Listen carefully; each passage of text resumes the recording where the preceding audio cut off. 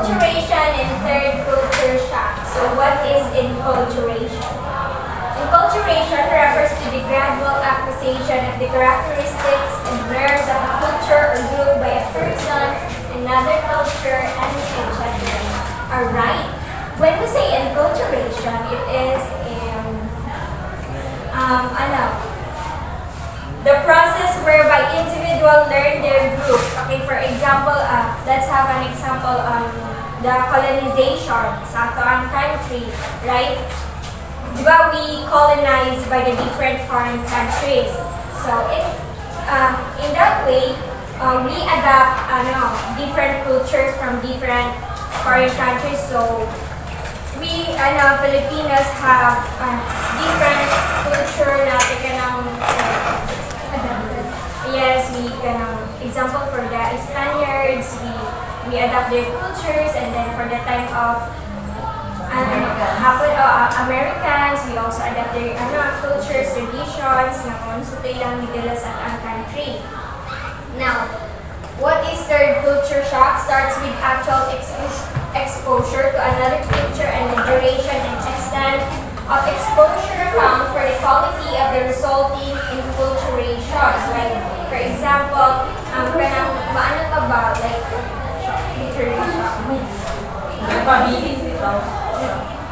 any idea daw, jokes? Can you help me? Yes, please, from Loza. So, for my own understanding about the third culture shock, is that you are, example, ako, pupunta ako sa ibang lugar. When I will be there, like for example, as personal, you will, it's a personal, parang travel, parang pupunta ka doon. Then, if you will stay there, may na-practice ka ng culture from your hometown, then on your society. When you change for another culture, then it's at enculturation, then you, parang na-absorb mo yung culture na meron sila. So, parang yes. For example, you're Muslim, and then you visited the another place where there are lots of Savannahs. So you have to adjust in your culture. You have to be fit in there, right? Yes, Domar.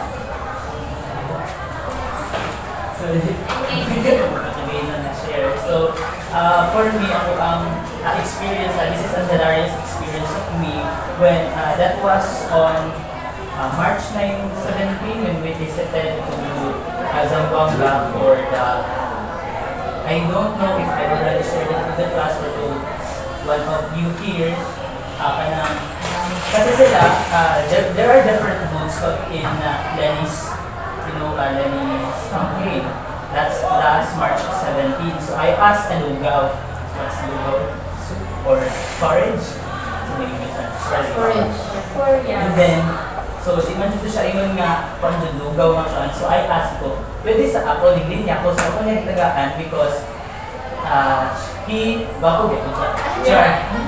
That's why din niya lang dito balagin niya. So he didn't respond kasi wala din siya kasabot. And accordingly, sa Zamboanga daw dapat sa Bacano or Tagalog. So, I was na-culture siya. Then mo to, ako siyang culture dito. Kaya gusto rin ang Tagalog ko na sa Bacano ay ito, kanin ko. Alright, thank you so much.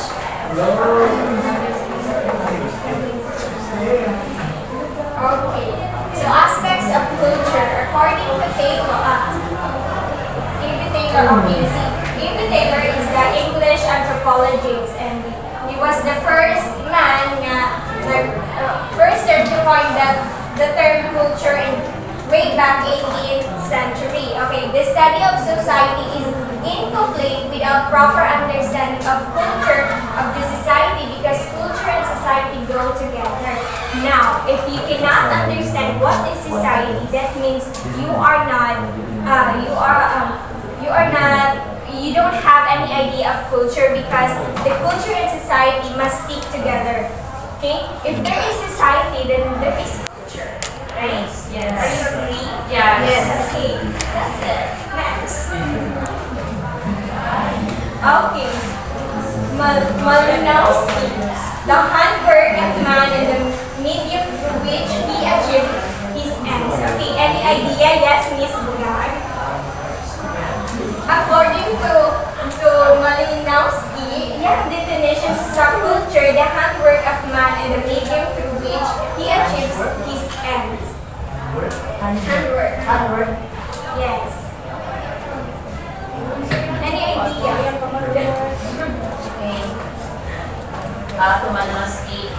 definition, he defined that the handwork of man individual through which he achieved his ends. So siguro, those handwork is the thing that we done. And if we do the culture in ourselves until we die, and that's the meaning Yes, of very culture. good. For example, Jose Rizal, right? The construct ng mga works, and that is part of our culture, right? Until now, maski namatay na siya, but still we are learning about his works. Are we clear? Yes. Not yet. Yes. So, can you share another idea? Okay na tayo. Let's move on. Okay. To the Robert. Yes, Miss Makas. Can you read it? Okay, so according to the Robert, the body of thought and knowledge, both theoretical and practical, which only man and possess. And that is his definition of culture. Any idea or anyone? You? Yes, Miss Hernandez. So sorry, Mr. Hernandez. Robert. Okay, so the body of thought and knowledge, both theoretical and practical, which only one? Man possess. Man Can possess. So, as my understanding based on that quote, that means that what you learn and what you experience are only found in one body only. That means that if you experience this, you can only tell other people what you've experienced, but not make them experience your first-hand experience on. Let's say, for example, na-disgrasya mo, pagturbada ba, maumod ka na. So, let's say, ikaw na may tabo. So, kanang bisan pag-iman mo sa laing tao, pag-disgrasya na mo, nabawag akong tulo, napakugko, nasama na akong babay. Dili sila ma-feel ang exact thing. Yes. Wala man sila dito. So, dili na po nila ma-recreate isang pag-gusto nila itong babaling. Ay, what if, katong itumbahan mo sa una, dito yung bato, nag-isin mo ulo. Then, karon wala na. So, muna, for me, wag akong nasabdan sa quote ni V. Robert. Alright, thank you. This is definition of culture. Now let's move on to Redfield. An organized body of conventional understandings manifest in art which persisting through tradition, characterizes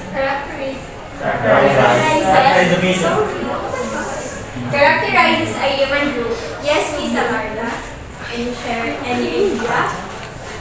For me, my understanding about that specific statement is that culture is not just about the norms, the beliefs, but it is also about art, because what we see and how we are going to perform those things is an art, such as music, or just like Jamaica's example last time earlier, which is the Subanan the culture. Subanan dance. So it is part of our tradition, which is also an art.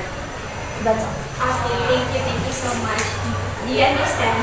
Yes. Very good. Now let's move on to characteristic of culture, way of life, design for living. Culture is way of life, like the way we dress, our fashions, our foods, right? That is the way we talk, our language.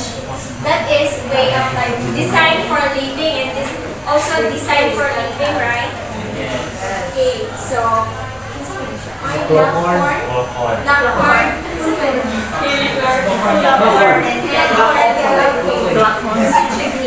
Popcorn. According to him, a culture is a historically derived system of explicit and implicit designs for living, which tends to be shared by all or especially designed members of a group. For example, symbols of explicit culture. Yes, can you share idea, Miss Ukay, about explicit culture? Any idea?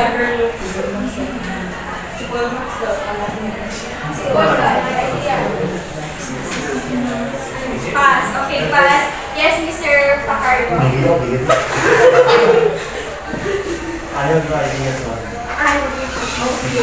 So, explicit culture is our heroes. Yes, Mr. Jomar. So since so for me, explicit culture are those observed in a certain community or in a particular group in a manner in which ganang explicit siya ba, which is very obvious. That's just additional example, our language. So culture is our identity kasi when we speak Subanen, then Subanen tawag na. So we are Subano. And if we speak Bisaya, then we are from, siguro from Mindanao or Bisaya. So that's explained about explicit culture. But however, on the other hand, when we say implicit culture, I think it pertains or it focuses mainly on the behavior of the people. Example, the manner. Mano po, ganyan. But mahulog na siya og explicit because muna dati na pagdutod ko, it's very conventional. Muna kita kong Brazil, kagalina that a culture is understanding, pero it's not just an understanding or a body of knowledge, however, it manifests or it is being added within the heart. That's why it is designed for living. Para makuman ang tao karon. Yes, thank you so much. Another example of implicit culture is kanang mga pamahiin. Yeah. Yes. No? Yes. That is implicit culture. Now let's move on. Okay, essence of culture as a system. Okay, number one, we have super organic. Yes.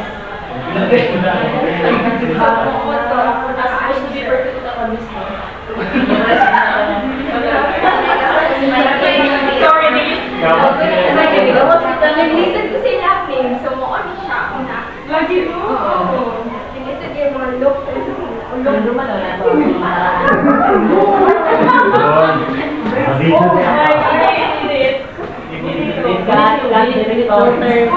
Okay, the same physical objects may constitute a variety of quite different culture objects and cultural example tayo. We have different meanings sa itong mga objects. Like for example, share na kayo example, share. For me, one of the examples are jars. So some other culture, I'm not really, I didn't experience this, but I think, for example, ang jar. So ang uban nga culture, para sa ila, ang jar is like na butanganan og kanang mga specific nga things. Then napod ang mga uban nga culture nga ang jar para sa ila is just figures, just mga designs. So we all have different perspectives on a specific thing.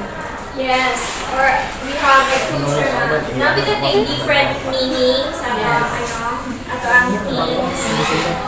Number two, integrated.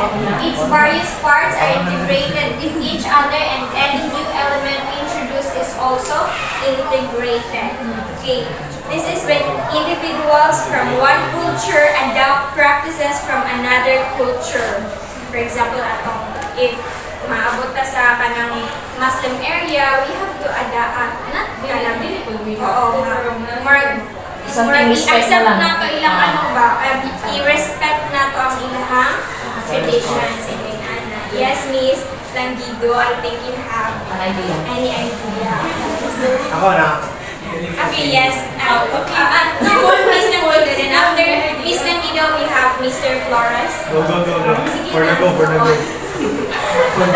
Okay, integrated. So, means if you go to another place, you have something, things that you can adapt. Example, silang balay, mag-pray sila before mukaon sa mga dili. So, if mawala na kadihan na place, so kapag dito na kasi yung balay, makaana ka nga, dapat it needs to mag-pray ta kay.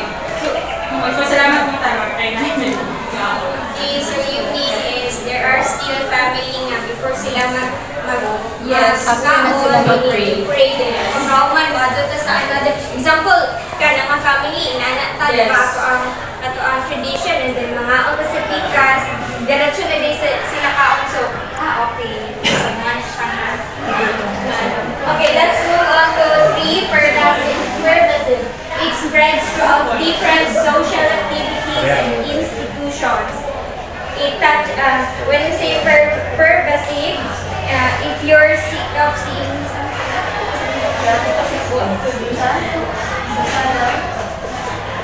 okay. It spreads throughout different social activities and institutions. Any Hernandez?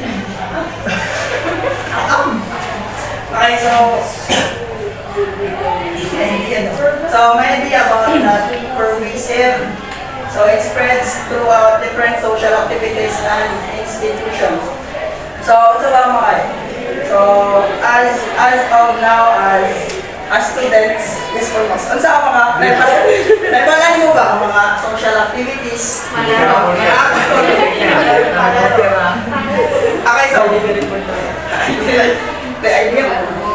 so as students karon ang pinaka yabangan din nato na social activities ang palaro, di ba? So that means na ang isa raw, for example, ang ato ang social activity karon is like classes. Then maano siya kanang bale ang ato ang mga norms or mga activities o mga kaya ato mga experience dire bale ano siya ba? Oo. So, mo spread lang siya.